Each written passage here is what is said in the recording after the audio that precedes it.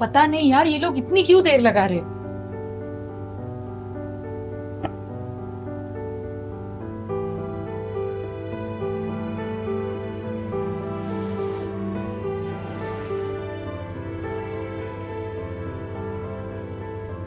सुनो, हाँ। मैं ऑफिस के लिए निकल रहा हूँ, उन लोगों को समझ लेना। ठीक है, बट मुझे भी जल्दी निकलना था। वो मैंने आपको बताया था ना रीना, उसके सास की तबीयत ठीक नहीं है, जरा मिल के आती हूँ बेचारी। ओके। पिताजी, आपका सारा सामान मैंने निकाल के रख दिया है, वो लोग आते ही होंगे। और हाँ, उनके सामने आपको सब चीजों में सिर्फ हाँ बोलना है, याद रहेगा ना?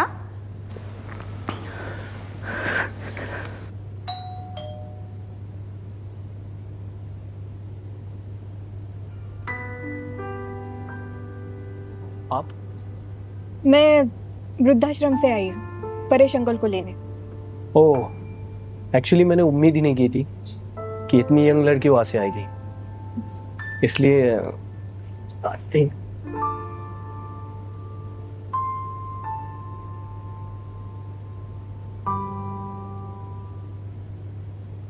नमस्ते अंकल।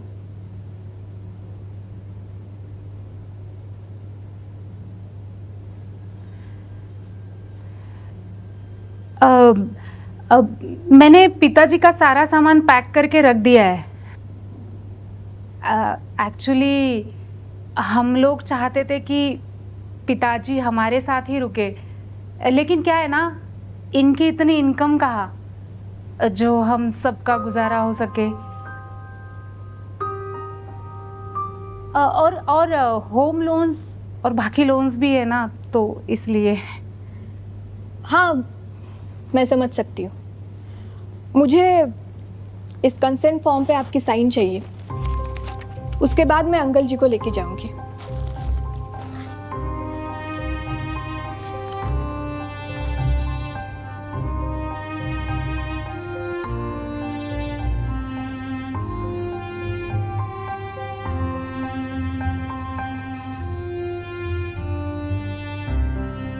चलो मैं निकलता हूँ, वैसे भी मुझे मीटिंग के लिए देर हो रही है। सुनिए, आपने जो शर्ट बोला था ना प्रेस करके रखने के लिए, वो मैंने करके रख दिया है, आप चेंज कर लीजिए। अरे पहले बोलना था ना। सर, शायद आपने मुझे पहचाना नहीं होगा। कहाँ रखा है शर्ट? एक मिनट। लेकिन मेरे पिताजी आपको बहुत अच्छी तरीके से जानते हैं। आपको विजय दत्त का नाम याद है? नाम नाम सुना हुआ लग रहा है, लेकिन लेकिन ठीक से याद नहीं आ रहा। सर, ये वही शख्स है जिनकी बेटी की पढ़ाई के लिए आपने बहुत मदद की थी, और वही बेटी आज आपके सामने बैठी है। शायद अब अपनी कानपुर की पोस्टिंग भूल गए हो, याद कीजिए। हाँ हाँ, अब याद आ रहा है। बहुत साल हो चुके हैं, और शायद तुम इसी तरह मेरे सामने आओगी ये उम्मीद नहीं थी ना, इसलिए ठीक से सोचा नहीं था। लेकिन लेकिन बेटी बेटी तुम तो ठीक से पढ़ाई कर रही थी, फिर ये वृद्धाश्रम में कैसे? सर, पढ़ाई के बाद मैंने कॉर्पोरेट जॉब किया 3 साल तक। फिर उसके बाद मुझे पता चला कि शायद मेरे पिताजी को मेरी ज़रूरत है, और उनके जैसे कई शख्स हैं जिनको किसी की ज़रूरत है। फिर मैंने और मेरे पिताजी ने 3 साल पहले कुछ लोगों की मदद से वृद्धाश्रम खोला। हमारे यहाँ पे अभी 12 लोग रहते हैं, और आप हमारे अगले मेहमान।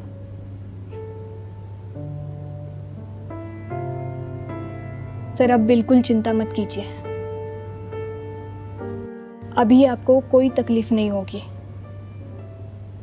आप बस ये सोचिए कि अभी आप अपने बेटी के घर रहने जा रहे हो। बड़ा बड़ा नेक काम कर रहे हैं तुम लोग। क्या यार, आपने प्रॉमिस किया था आज डिनर पे चलेंगे, अब बोल रही हो कि लेट हो जाएगा। हाँ देखेंगे ना।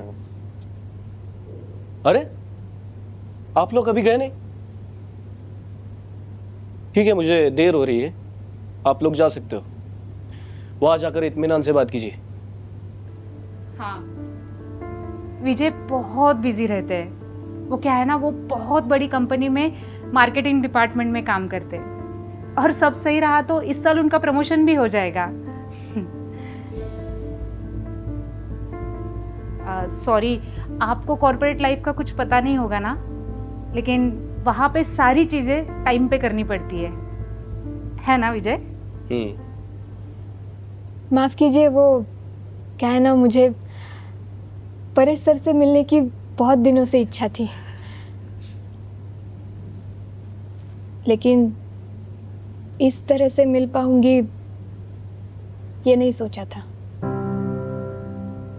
जब वृद्धाश्रम के लिए उनका नाम सुना तो मुझसे रहा नहीं गया, इसीलिए मैं खुद उनको लेने चली आई। पिताजी भी आने वाले थे, लेकिन उनको थोड़ा काम था, इसीलिए नहीं आए। और वैसे भी अभी अंकल तो हमारे साथ ही रहने वाले हैं। क्या आप पिताजी को पहले से जानती थी? मैं नहीं, लेकिन मेरे पिताजी बहुत अच्छी तरीके से जानते थे। एक वक्त था जब मेरे पिताजी बहुत बुरे दौर से गुजर रहे थे, तब अंकल ने हमारी बहुत मदद की थी, और मेरी पढ़ाई के लिए भी बहुत सपोर्ट किया था। अच्छा है ना, तुम्हें भी इनका एहसान चुकाने का मौका मिल रहा है। और वैसे भी तुम्हें देखकर नहीं लग रहा है कि तुम कोई बड़ा काम कर सकती हो।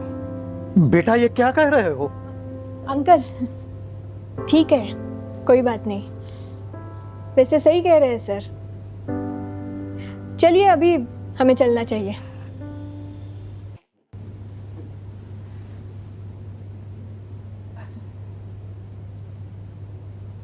वैसे सर आपने कुछ कहा ही है तो मैं एक चीज़ क्लियर कर देती हूँ। मैंने MBA इन मार्केटिंग किया है। 3 साल मैंने एक मल्टीनेशनल कंपनी में काम किया, और इन 3 सालों में मुझे मेरी काबिलियत देख के 2 बार प्रमोशन मिला।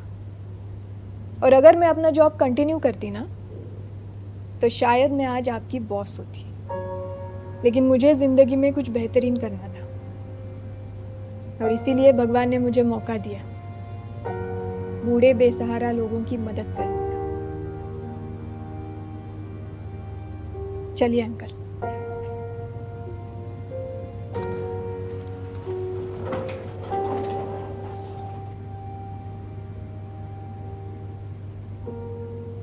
वैसे विजय सर, जाने से पहले एक बात क्लियर करनी थी। मेरे पिताजी और अंकल जहाँ पे मिले थे वो एक अनाथ आश्रम था, जब मेरे पिताजी अनाथ आश्रम चलाते थे, और अंकल वहाँ पे एक लड़का गोद लेने आए थे। और आपको पता है, आगे जाके उन्होंने उसका नाम विजय रखा।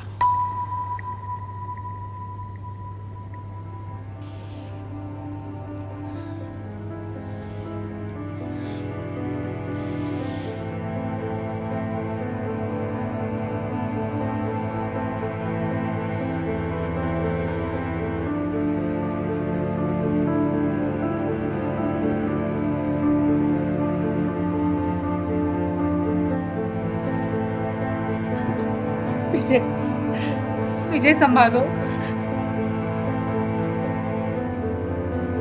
और अंकल वहाँ पे एक लड़का गोद लेने आए थे, आगे जाके उन्होंने उसका नाम विजय रखा।